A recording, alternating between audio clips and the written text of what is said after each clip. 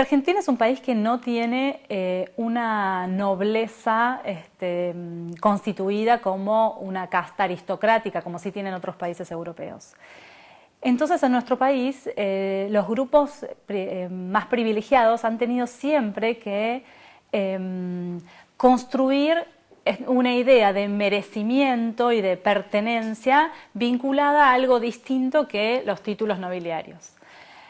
Las familias tradicionales anclan su pertenencia a ese grupo social a un pasado vinculado a la participación en la historia de nuestro país, en lo que se conoce como la historia oficial de nuestro país, han sido las élites que fundaron la patria. Sus apellidos están vinculados a esa actuación política a fines del siglo XIX.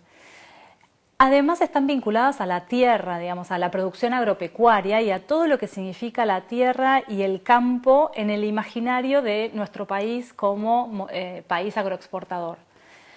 Y también están vinculadas a la radicación en la Argentina antes de las inmigraciones masivas, porque justamente eso es lo que les permite como construirse como un grupo con antigüedad en nuestro país, como un grupo también que funda su legitimidad en una idea de mérito vinculado al haber hecho la patria. O sea, las familias tradicionales siempre tuvieron que combinar esta idea de, digamos, de pertenecer a este grupo por herencia, ¿sí? Por herencia familiar, pero a la vez vincularla a una idea meritoria, porque el mérito es la forma de legitimar la desigualdad en las sociedades modernas.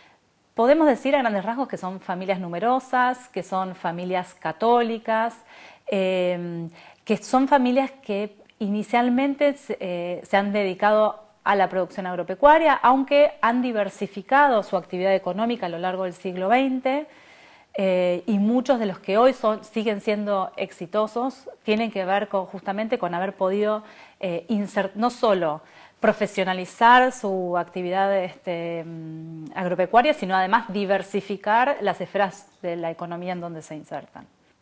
Las familias que yo entrevisté pertenecen a los 35 grupos agropecuarios más importantes de la provincia, de la Pampa húmeda, digamos, aunque también he entrevistado familias que poseen grandes extensiones de tierra en el sur del país, por ejemplo.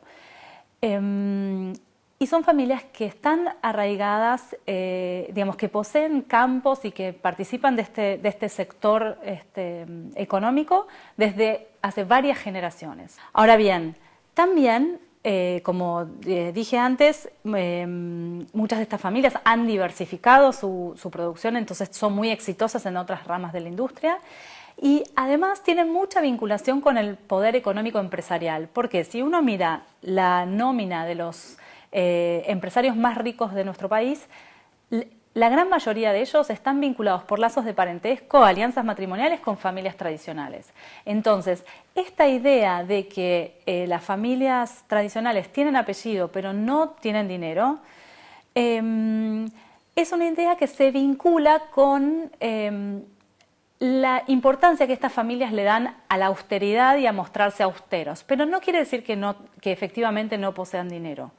Esto de mostrarse sencillo, austero, con la capacidad de poder compartir tanto un asado con los peones del campo, como decían mis entrevistados, como circular por las cortes de Europa, como me decía otro metafóricamente, tiene que ver justamente con producir un discurso moral en donde la austeridad viene a legitimar este lugar social al cual se accede no por la riqueza recientemente obtenida, sino por todos estos valores como ser la austeridad, la antigüedad dentro de el grupo social, la presencia en nuestro país con anterioridad. La educación siempre es importante y como en todos los sectores sociales siempre hay una puja entre quién es el que educa, si la escuela o la familia, una disputa clásica. Bueno, acá es muy marcado que la familia tiene un rol muy importante en la educación y la escuela otro.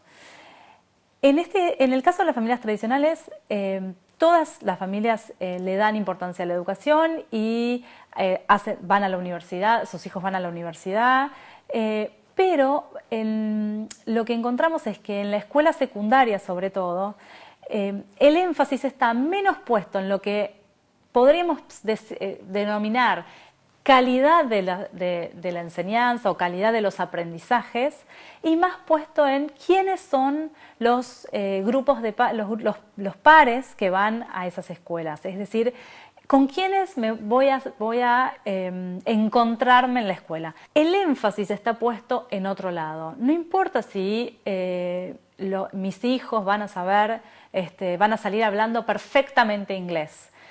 Lo importante es que estén en una escuela donde se les enseñen valores, donde haya un ambiente familiar y conocido. ¿Por qué? Porque el inglés y otras habilidades se pueden aprender en otros ámbitos por fuera de la escuela.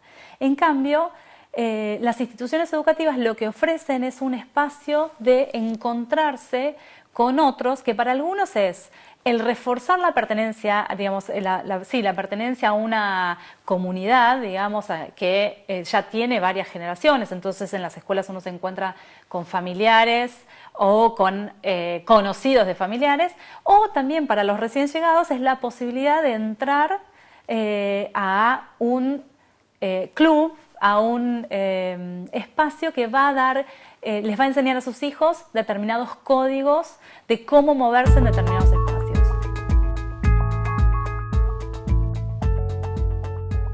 Es muy interesante lo que ha pasado con la escuela pública, porque a lo largo del siglo XX las familias tradicionales han usado, digamos, sus hijos han concurrido a la escuela pública en diferentes momentos.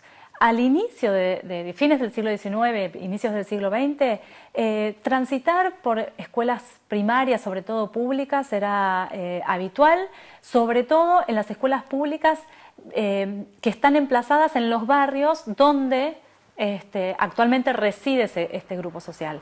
Pero también cuando los padres debían viajar al campo y de repente permanecían 6 meses en el campo, los hijos iban a la escuela del pueblo donde estaba radicada la estancia familiar. Para la secundaria, los varones, sobre todo, porque a principios del siglo las mujeres solo estudiaban en la escuela primaria, también podían transitar por determinados espacios del circuito de escuelas públicas que hoy aún hoy son muy reconocidos.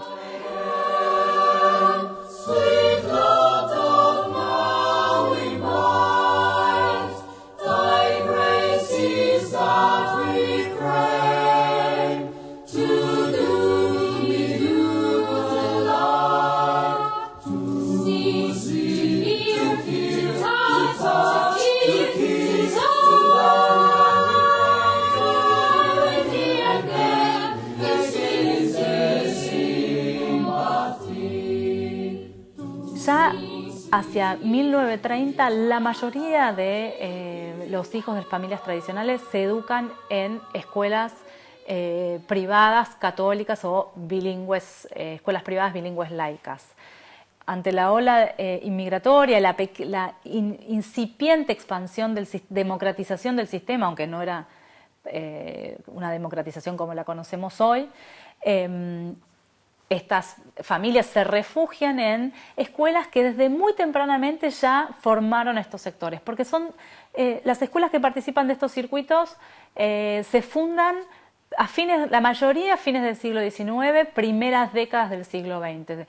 Digamos que son escuelas que han acompañado a estos sectores desde muy larga data, no es para nada reciente este proceso.